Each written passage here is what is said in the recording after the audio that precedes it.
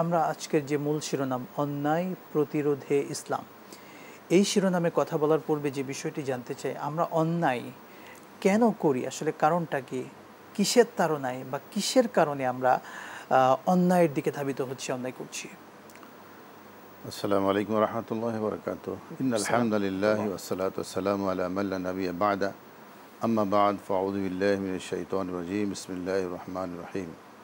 কুনতুম খায়রা উম্মাহ উখরিজাত লিন-নাস তা'মুরুনা বিল মা'রুফ ওয়া তানহাউনা আনিল মুনকার ওয়া তু'মিনুনা বিল্লাহ। সাদাকাল্লাহুল আযীম।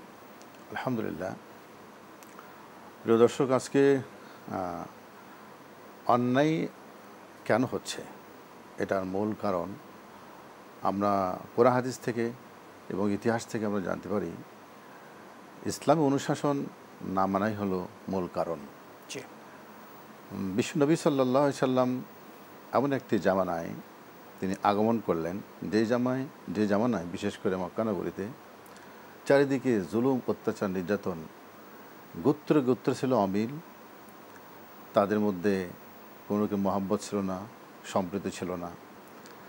যখন আমরা দেখতে পেলাম, ইতিহাস দেখে জানতে পারি যে মহানবী সাল্লাল্লাহু আলাইহি সাল্লামের উপরে আল্লাহ পাকের দরবার থেকে যখন ওহী নাজিল হলো, বিশেষ করে কোরআন নাজিল হলো, কোরআনের মধ্যে যে নির্দেশনা আসলো, এই কোরআনের নবী করিম সাল্লাল্লাহু আলাইহি ওয়াসাল্লাম যে কোরআন আমাদের সামনে উপস্থাপন করলেন বিশ্ব মানুষের কাছে, এই কোরআন মানার কারণে যে মানুষগুলো ছিল মক্কা নগরীর সন্ত্রাসী গডফাদার ছিল, সন্ত্রাসীদের গডফাদার, সেই মানুষগুলো হয়ে গেছে সোনার মানুষে পরিণত হয়ে গেছে। সুবহানাল্লাহ।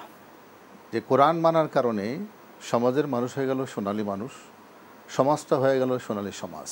খৈরুল কুরুনি করনি। হ্যাঁ, আর নবী করিম সাল্লাল্লাহু আলাইহি সাল্লামের সেই রেখে যাওয়া কোরআন এবং হাদিস আজও পর্যন্ত সেটা কিন্তু বিদ্যমান। নবী আসলাম আরাফার ময়দানে তিনি বলেছিলেন যে লান তাদিল্লু, তোমরা কিন্তু কখনো গোমরাহ হবে না যতক্ষণ পর্যন্ত এই কোরআন এবং হাদিস দুটো তুমি ধারণ করবে। ব্যক্তিগত জীবন, পারিবারিক জীবন, সামাজিক জীবন, রাষ্ট্রীয় জীবনে যদি এই কোরআন এবং হাদিসকে যদি মূল্যায়ন করা হয়, তাহলে সেই রাষ্ট্রে, সেই সমাজে, সেই ব্যক্তির মধ্যে কোনো সন্ত্রাসী কার্যকলাপ থাকতে পারে না। তো আজকে আমরা দেখতে পাই বাস্তবে কোরআন এবং হাদিস থেকে আমরা দূরে থাকার কারণে সমাজের মধ্যে এত বিশৃঙ্খলা এবং দেশে দেশে সংঘাত, সংঘর্ষ। তো নবী করিম সাল্লাল্লাহু আলাইহি সাল্লাম যখন আসলেন, তো আসার পরে এই কোরআন, এই হাদিস সাহাবায়ে কেরাম পালন করেছেন। তাদের নামের সঙ্গে আমাদের বলতে হচ্ছে রাদিয়াল্লাহু আনহুম ওয়া রাদু আন। আল্লাহ পাক সার্টিফিকেট দিয়ে দিয়েছেন যে তারা আল্লাহর প্রতি খুশি, আল্লাহ তাদের প্রতি খুশি। সুবহানাল্লাহ।